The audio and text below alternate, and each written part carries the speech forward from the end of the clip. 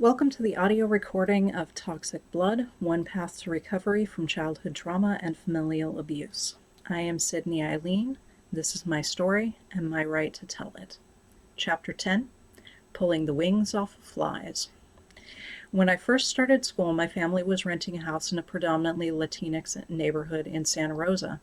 I attended the first couple months of kindergarten in a classroom where Spanish was spoken as much as English was, even though the other families in our particular housing complex were predominantly white. I do not remember a great deal about that school, but I remember looking forward to going to school each day and having friends.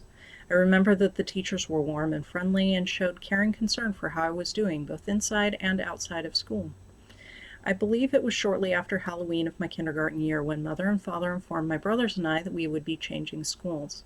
Despite their tight finances, they had made an arrangement with a private Lutheran school, and we would be going there instead of the public school. They insisted that it was a higher quality school, so the expense was worth it to them to give us the brightest possible futures. Some years later, older brother told me about events he witnessed preceding the change in schools. Mother was approached by a couple adults from the public school who were concerned about our home life. Mother confirmed this on a single occasion when I was a teen, simultaneously admitting she overreacted while also blaming them for being overly aggressive and saying it was their faults that she feared they would try to take her children away from her. So my parents put themselves into massive debt that took them until my teens to pay off just to avoid the possibility of anyone realizing there was an abusive situation going on at home. Despite Mother's attendance at various Christian churches around town, as a family we never once attended the church associated with the private Lutheran school. Since we were not part of their community and instead they're on a bizarre form of charity, debt plus interest versus upfront payment was a generosity in that community, my brothers and I were all singled out for bullying. There was no overlap in activities between the grades, so we did not even have each other for support at recess. I learned to keep my head down constantly. I learned to expect complete exclusion. I learned to expect incessant bullying. There was not a single soul among my peers who was neutral to me, let alone friendly. I was a pariah. There was no missing it. All the adults knew it was happening, but they refused to even provide lip service to stop it. This was when I first encountered the advice to just ignore it. This is probably the most common advice given to children who are bullied, and it is probably the worst advice a bullied child can receive. It is a form of victim blaming because it absolves the bully and all adults of any responsibility and places all the pressure on the victim of the bullying. It implies that if the victim just does a good enough job of ignoring it, the bullying will stop, but that is never the case. Worse than that, it can cause the victim to believe they deserve the abuse or that the abuse is an inescapable condition in their life. It takes away their agency to defend themselves and their ability to place boundaries, leading to eroded self-respect. It teaches them to tolerate and excuse abuse, not just from obvious bullies, but from family, friends, and loved ones, making it harder for them to recognize when they are being abused and take steps to remove themselves from abusive situations. When the situation is such that the victim will be punished if they do take action to stop the bully, as is usually the case in zero-tolerance schools, these problems are further compounded. The bully has free rein to bully, and if the victim fails to ignore it or makes any attempt to tangibly reduce the bullying, they are punished for that, making the victim the bad guy from start to finish.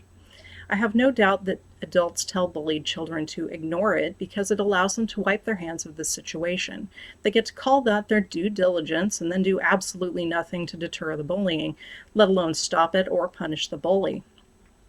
All the pressure was on me. If other children were bullying me, I needed to not do whatever they were bullying me about, even if that thing was something I could not help, like having freckles. If they said mean things, it was on me to ignore it. I could not begin to even estimate how often I heard sticks and stones may break my bones, but words will never hurt me. The teachers said it and made me repeat it. The bullies mocked me with it, sometimes throwing actual small sticks and tiny pebbles at me when no adults were looking. As long as they did not touch me, there was not a thing any of the adults were going to do about it, because it did not count. One of the male teachers in particular was fond of telling me that I should smile more. I was beyond miserable, so I'm pretty sure I almost never smiled. He told me my face would freeze like that, and someday when I was happy, I would not know how to smile anymore and would still look sad. He also gave me the sage advice that if I smiled even when I was not happy, then I would naturally become happier because smiling makes you happy. His words also became fodder for the bullies, especially the boys, who would mockingly repeat what he said about smiling. They knew just as well as I did that smiling would be lying. It was not for my benefit anyway. It was for the comfort of the adults. As long as I frowned, in some small way the adults had to witness that I was miserable and abused, and they preferred to ignore it. A fake smile on my face would have made that easier for them. I did like my first grade teacher because she was the only person in the entire school who ever showed me any compassion at all. I do not remember anything about the schooling itself. I just remember my interactions with the other children and the fact that in her classroom they could not directly target me for bullying, making it a semi-safe space. However, I was not welcome to hide in her class during recess. One of the other girls came into class one day and introduced her imaginary friend. The teacher and all the other kids accepted it like that was completely normal. I was so lonely that I thought maybe if I pretended hard enough, I could have an imaginary friend too. But the thought of me having a friend, even an imaginary one, was so hilariously ridiculous to the other students that it just made the bullying worse. The teacher pulled me aside the same day and said I should give it up and stop lying about it. She said it was hurtful to mock the other girl by pretending I had an imaginary friend. I did not mention it again, crushed and wondering if I really was incapable of friendship, even the imaginary variety. The boys in particular were allowed to do pretty much anything they wanted. There was a small group of the cruelest boys who tended to sit at a table by the window at the back of the class, mostly ignoring the teacher and doing awful things. One unfortunate day, I ended up sitting fairly close and had the displeasure of watching them spend a good chunk of the morning catching flies, pulling off their wings, and further torturing them while they suffered on the windowsill, taking hours to die. I was, frankly, horrified. It did not matter to me that flies were disgusting and filthy. Nothing deserves to be tortured like that. So I raised my hand and told the teacher what they were doing. I was told not to be a tattletale and to ignore them. They gave the teacher puppy dog eyes and said they were sorry, snickered, and went right back to torturing flies. They probably bullied me over it later, but that part just blended in with the rest of the unrelenting bullying. Like Deadpool says, how do you step it up from around-the-clock torture? They could not step it up to physical bullying without getting in trouble, so at every possible opportunity it was verbal and emotional bullying. We may not ever have attended Sunday services as a family, but all the students at the school attended services at noon on Wednesday. Mother and father said it was a requirement of the school and that we had to go even though we were not Lutheran. I remember enjoying singing the hymns, but the rest just seemed weird to me. It was more formal than the majority of the churches I had been to with Mother, and also significantly less friendly, which is saying a lot. There were no welcoming smiles for us at that Lutheran church, no chatter, no real sense of community. I was an outsider being lectured at about their perceptions of the nature of God, and it was clear they believed I was going to hell for not being one of them. I had been to enough different churches to realize that every church had a different take on the nature of God. So even though they presented their teachings in an absolute manner, I contemplated the lessons in search of my own conclusions. I have always been bad at keeping my opinions to myself, even when mercilessly bullied. After giving it significant thought, I remember telling one of the adults that I believed reincarnation was real and not just for Jesus. I was not aware of any religions other than Christianity, so my reasoning went like this. All churches say God is good and heaven is perfection. However, for something to be perfect, it must lack difficulties and thus is boring. It is the difficulties and challenges in life that make things interesting and provide contrasts so we know how good the good times are. If you never experience difficulties, you can never truly appreciate the good and beautiful things in life. Since perfection is boring and heaven is perfection, it is bound to get boring up there. That means after a nice vacation in heaven, a soul might want to return to earth and have another go at living. If God is good, there's no reason he would want that soul to be bored and unhappy, and he would allow them to be reborn, even if it meant being judged again at death. As far as I was concerned, that explained why some people seemed to be born with innate knowledge and wisdom, or picked up skills like they were just reminding themselves how to do it. They had known those things in previous lives, and it just took a little bit to bring it back out without having to learn it all completely from scratch. I was told simply that that was sacrilege, and I should never think things like that, ever, lest I go to hell. That particular church was very big on the absolute truth of dogma, and discouraged any independent thought, especially in girls. It did not matter what they said, though. At that point in my life, I faced constant disapproval on all sides. There was no point in stopping my contemplations just because one more person disapproved of me. I developed a habit of pretending I could not wake up in the morning, because if I did not wake up, I could not get dressed and I could not go to school. I think this was the first time in my life I experienced hatred for Father, because instead of being a reasonable, compassionate human being about it, he would mock me. Day after day, he would sit on the edge of my bed and sing me cutesy wake-up songs or tickle me, feigning friendliness that felt like another dose of emotional bullying. For the rest of my life, if I heard him sing anything in a cheerful tone, it made me viscerally angry remembering those 2 years. I always did get up and go to school because I had to, because my parents preferred to pile on the misery rather than allow the slightest chance someone might interfere with the way they wanted to raise, neglect their children.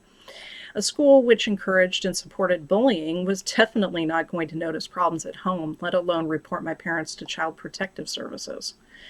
As an added bonus for my parents, the 2 years of unrelenting bullying, lack of any friendships at school, and meltdown of the one friendship I had in the neighborhood meant that any behavioral problems I had were guaranteed to be pinned on bullying and a lack of social skills, rather than chronic emotional abuse and neglect at home. As an added bonus, I was conditioned to put as much effort into ignoring abuse as I could. I became rather adept at the mental gymnastics required to excuse and ignore the less obvious neglect, manipulation, and abuse I received at home. It was a necessary coping mechanism because the more obvious abuse at school was really already more than I could handle. As much as I detest the advice to ignore bullying, doing exactly that as much as I can manage it made the weight of all the abuse easier to bear when I was too young and too neglected to be capable of changing my circumstances. Some years later, Mother told me that she felt guilty about how awful that school was, but she also metaphorically threw her hands up in the air and said she did not know what else to do at the time. Father never expressed any regrets. Regardless, they clearly believed the benefits they received from having us in that school outweighed all the obvious misery and trauma that school caused their children.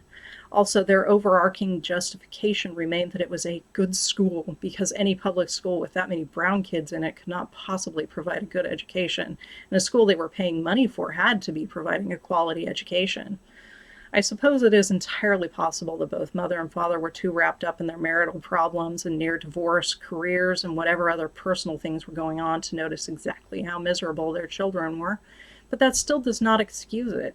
If anything, that makes it worse. I cannot even imagine being around a child day in and day out and either not noticing or not caring that something I was inflicting on them was making them so miserable they no longer felt joy.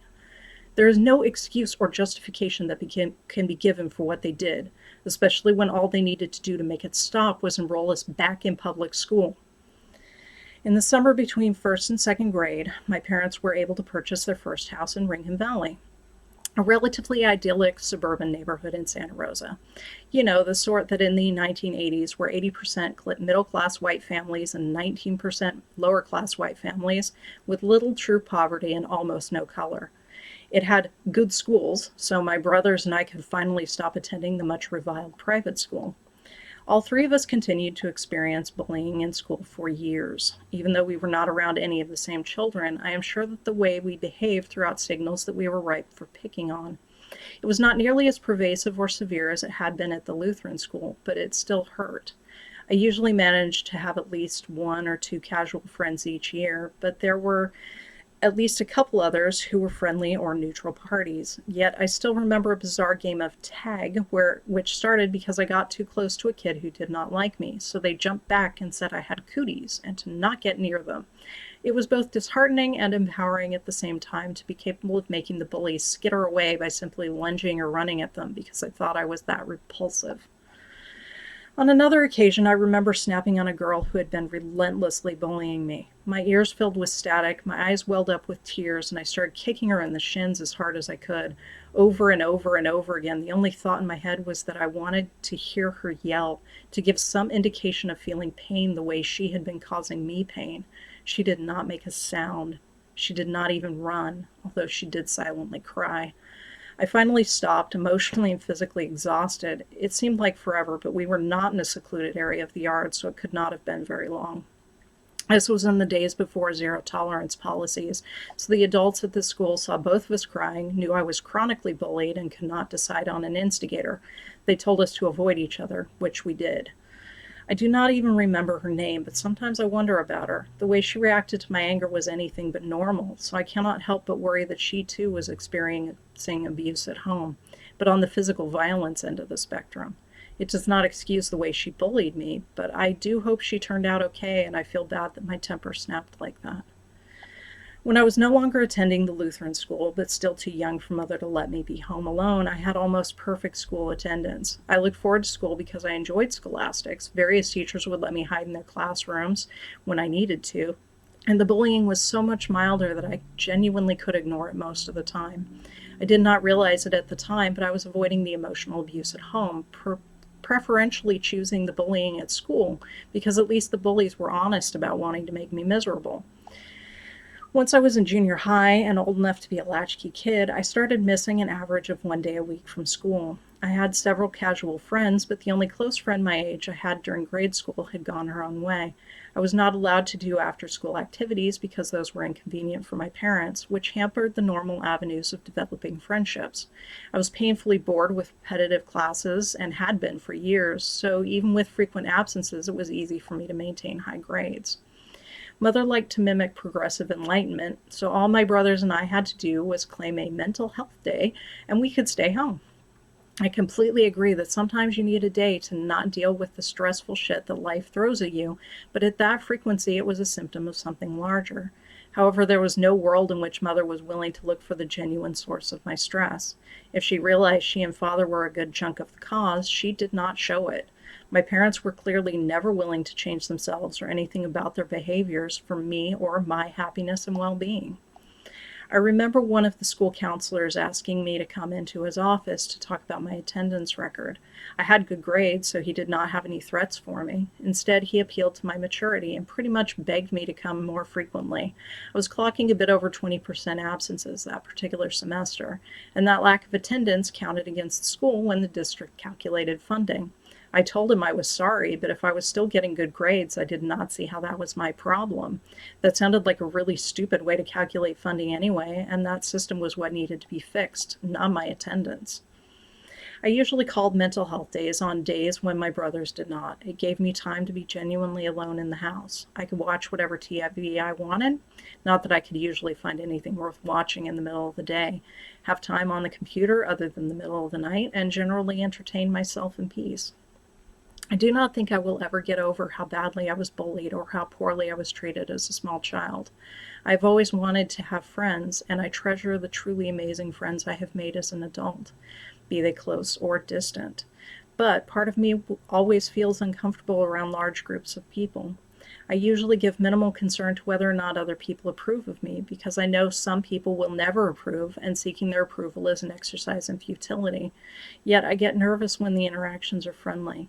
The honesty of disapproval is clean. Unconfirmed approval is fraught with potential pitfalls, and that knowledge will always be with me.